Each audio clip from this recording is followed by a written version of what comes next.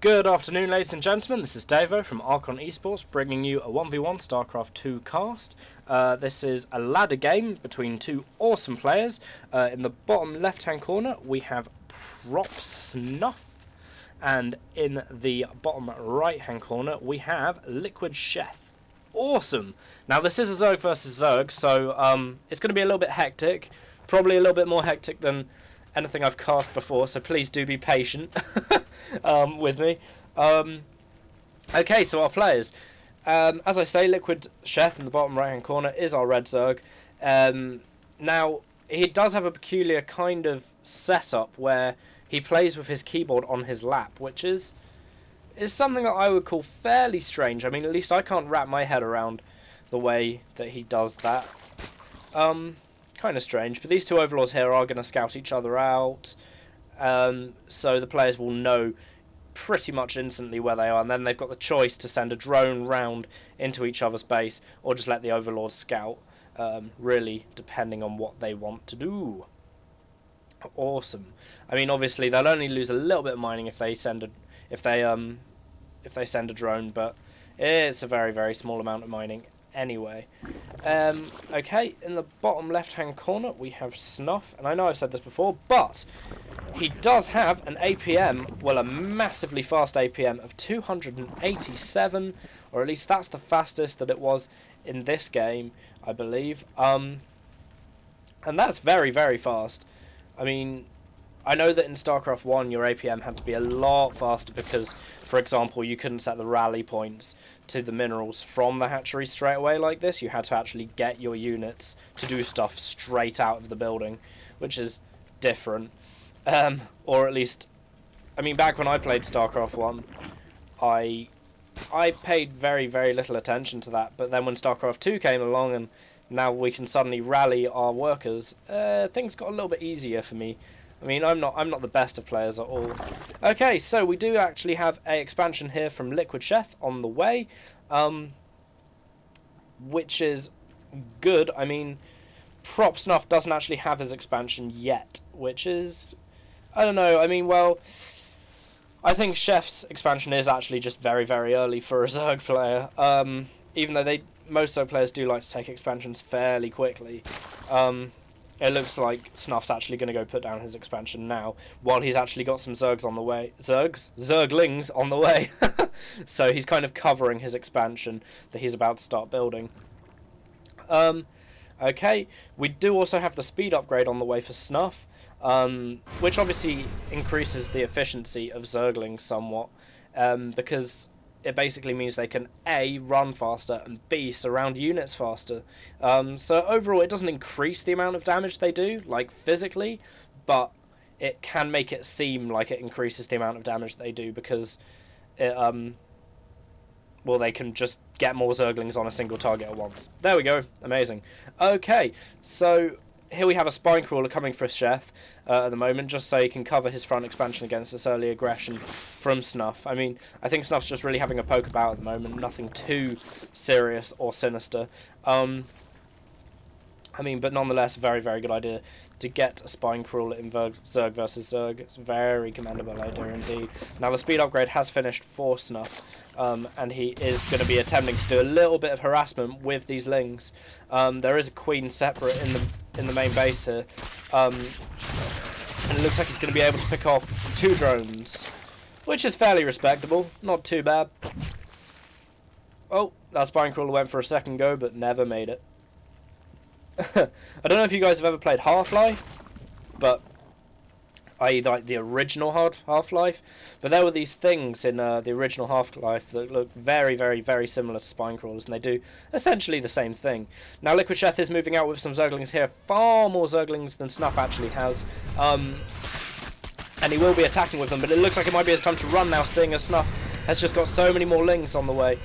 I mean, this is really a battle of the Ling right now. Snuff is now running from Seth's Lings. It is a point in this where every kind of Ling counts. I mean, Sheth really has outnumbered him in the Ling count. Sheth looks like he's going to be splitting his forces, one to chase down the enemy Lings, and one to go into the main base of Snuff, maybe do a little bit of harass.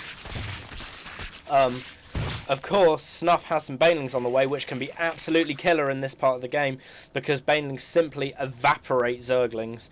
Oh, these Banelings... Oh, what? He could have detonated that Baneling and done a hell of a lot of damage to Chef's Zerglings there. Now, Chef does have some Banelings on the way also. Ah, that was a nice Baneling hit. Okay. More Banelings on the way for Snuff. I mean, really, one of the main ways in ZVZ that people can counter this Baneling play... Oh, Banelings versus Banelings. Oh, carnage.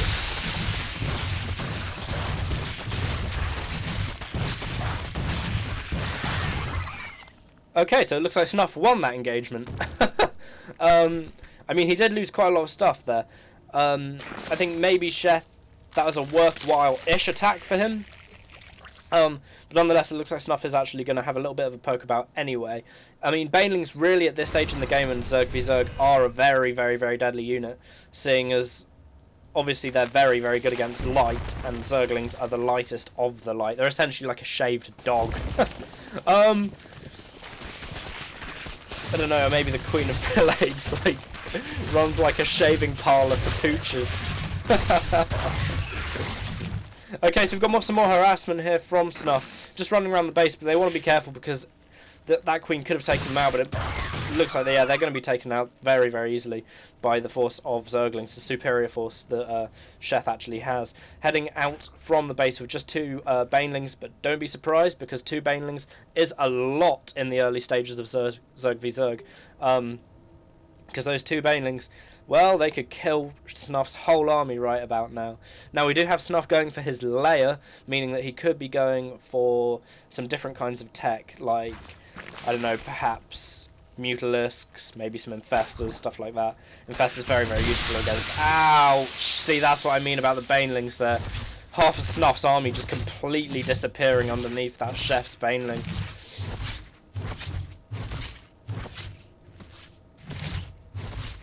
This Queen is on an absolute mission to kill this Overlord. Will she do it?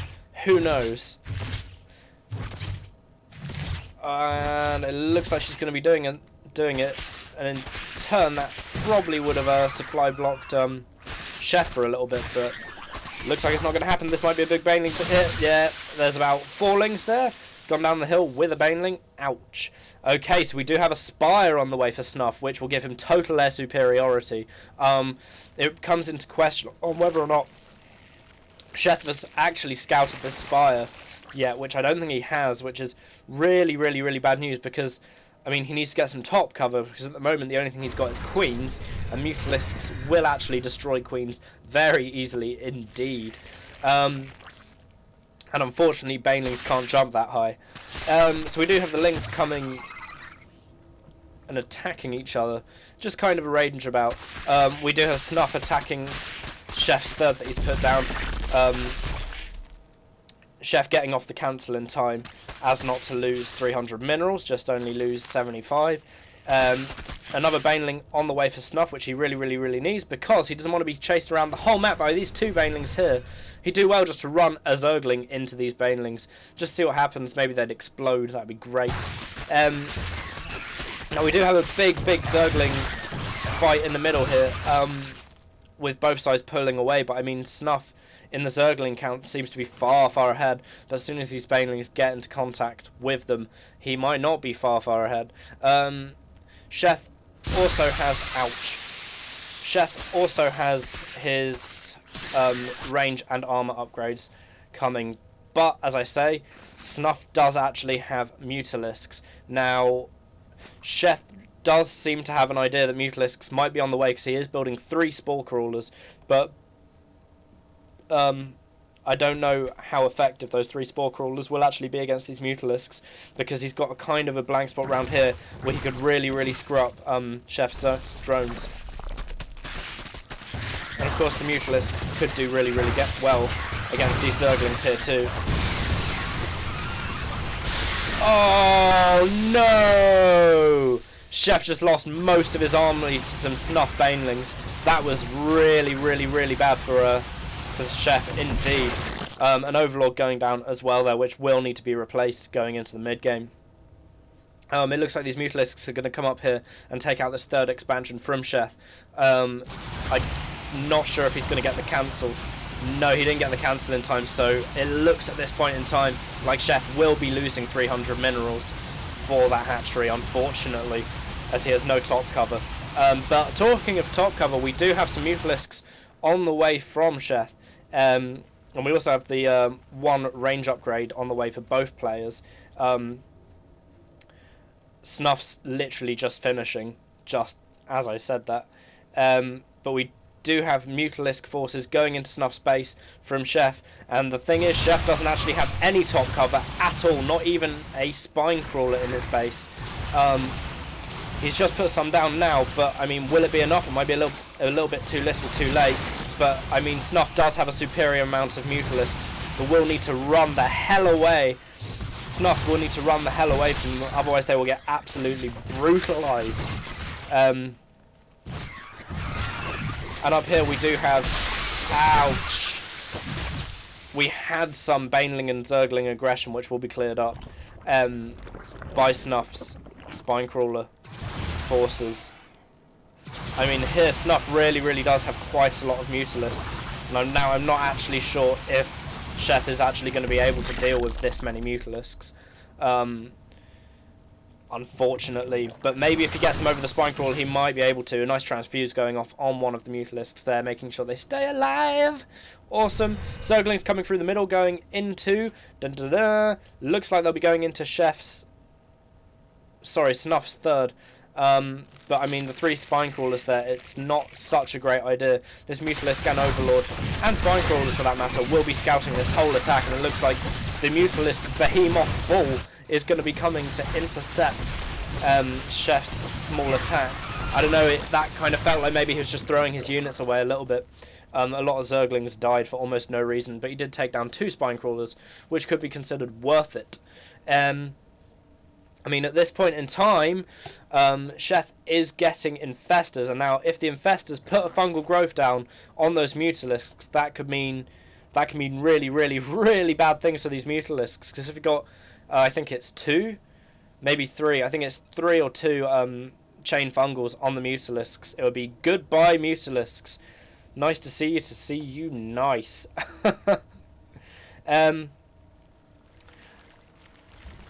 And they do have enough energy for that amount of fungal growths as well. It's just really a question of whether or not they will get fungal growth. I mean, it'll be awesome to see. He really needs to do this. Go, fungal them. Fungal! Oh, there's a small fungal gone down. And now it needs to hide his Infestors, do another fungal. Yeah, there we are. Now that will cause massive damage to these Mutalisks. One more ought to do the trick. It didn't look like he had enough energy to put up enough there. One infested marine just been spawned to try and take on this Mutalisk horde on his own. Ouch. I mean, these infestors do need to get some energy from somewhere in order to... There's a new infestor there, he needs to be very careful. Unfortunately, the infestors are now going down as well for Chef, which is bad news. We do have the Grooved Spines upgrade coming for Hydralisks, which will... Well, I mean, Hydralisks are one of the best anti-air units in the entire game. So, I mean, they're really probably going to do quite well against these Mutalisks. Now we do have what would seem to be a run by Chef in order to do some damage to his opponent, but they need to be careful of that Baneling. Okay, that could have done a lot worse for Chef. I don't know, they really needed a run by just to attack the drones, make something happen here, as it were. Once again, these infestors do have energy, and there are Hydralisks here too, so it's not looking that bad for Chef. I mean, yes, I mean, he has the right composition to beat this Mutalisk bull, but will it be enough? It might just be a little bit too little too late. We do have a Zergling run by in the main of Snuff though. This is Chef attempting to do some damage. Actually attempting, it would seem, to destroy the lair. Which I'm not sure about. He could have just killed most of the drones in here with the time he had, because Lings on the ground are a little bit faster than Mutalisks in the air. when they have that speed upgrade anyway. Now both players going for the Hydralisk option, an option that I think is a pretty good idea actually. You know, not bad. I'm not entirely sure either player is going mostly roaches or anything like that, so why the hell not? I mean, obviously roaches do kind of cripple Zerglings somewhat, but they have no anti-air capability, and seeing as both players have... Oh no, this is bad time to be an Infestor! All those Lings look like they'll be taken down. Ow, that was an explosion of Lings. And Chef GGing and is out of the game. Okay, so what's going on here? That was a Baneling. Halfway through his explosion, that drone either survived or got it in the face.